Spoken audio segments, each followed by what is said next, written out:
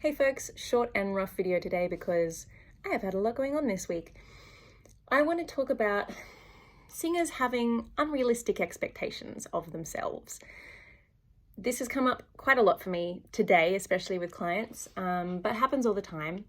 And singers will be, and this will happen for total beginners who are just starting out with singing, and it will also happen with professional vocalists. It's everybody on all levels of the experience and ability spectrum. Singing a song, and there's a part in it that they find challenging for some reason, whether that's a high note or navigation between registers, whatever the thing is. And this kind of frustration comes up. It becomes like an identity thing. We take it so personally as singers.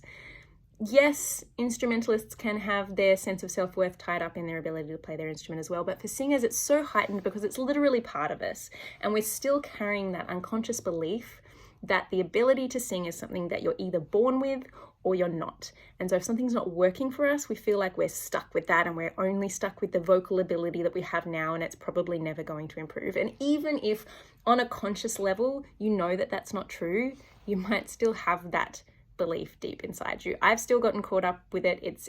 We're not immune to it because it permeates our culture. So singers will be doing something. It's a high note, it's a transition between registers, and they kind of, I can see how they're frustrated that it's not working, or like we already worked on it. I've given them some technique stuff to help with that thing, and we come back for the next session and they're like, it's still not working. And I feel like, and I can just see this, like, it's never going to change belief happening internally.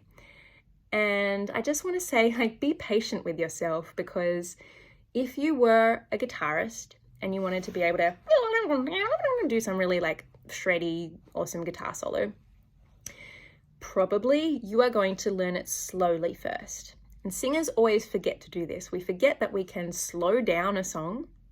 If you don't feel comfortable singing a cappella without a recording, if you need to sing along with somebody else or use a karaoke track, on YouTube, there is the little gear button, the settings button. You can change the speed to 0.75 and slow the track down. It'll sound a little bit weird, but you can slow it down so that you can, it makes it easier to navigate the things that you're doing with your voice. And also isolation. So if you're learning this thing on the guitar, you're going to do it more slowly, and you're going to take that one phrase that's tripping you up, and you're going to do it over and over and over again. You're going to loop it. So it's going to lead probably slower than that.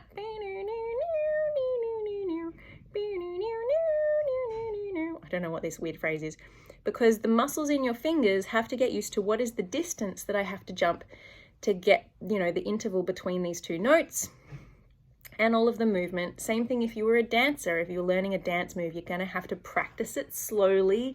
You're going to feel a little bit weird until your muscles get used to the navigation of that movement. And the voice is just the same. It's about your vocal muscles learning to navigate this particular movement, whether it's a particular run or a kind of going from your lower register to your upper register and feeling that gear shift.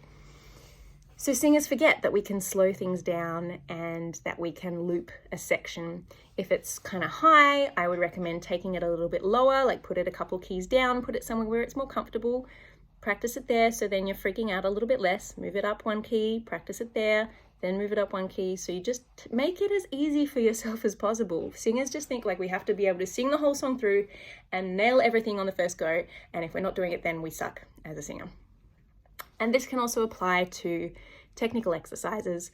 I was working with someone today who she seemed frustrated that she couldn't do a switch from thin folds to stiff folds, in overly simplified terms, going from a really clear sound to a breathy sound while holding one note. So that would sound like,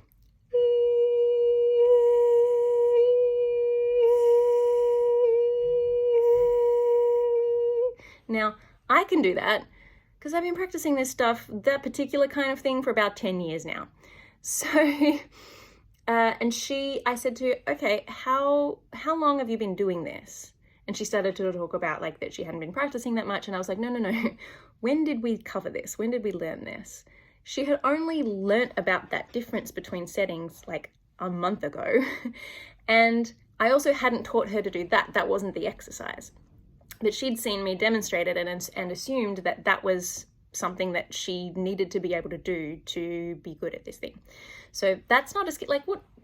That's a party trick, you know. I need to be able to do that to demonstrate the difference, but it's just me showing off, really. Do you need to do that in a song? Probably not. So but if you want to be able to do something with an exercise, it's going to take consistent practice over time. If you've only learnt it a month ago, it's still really new. And if you haven't been practicing it every single day, building up the ability is about like consistent, regular practice over time. And practice is about little and often rather than heaps all at once. So if you practice for an hour every week, that isn't going to train the muscles and the connections in your brain as much as doing like 5 minutes every day. So, singers, beginner singers, professional singers, be kind to yourself. Don't expect yourself to be able to nail everything right away, and definitely don't expect yourself to be able to nail everything if you haven't been practicing it consistently. Don't beat yourself up about that. It's just the way it is. Build in some structure into your life that helps support you to be able to do that. And don't expect yourself to, I've totally lost my train of thought. You get the idea. I hope you're all doing really well, and I'll see you next week.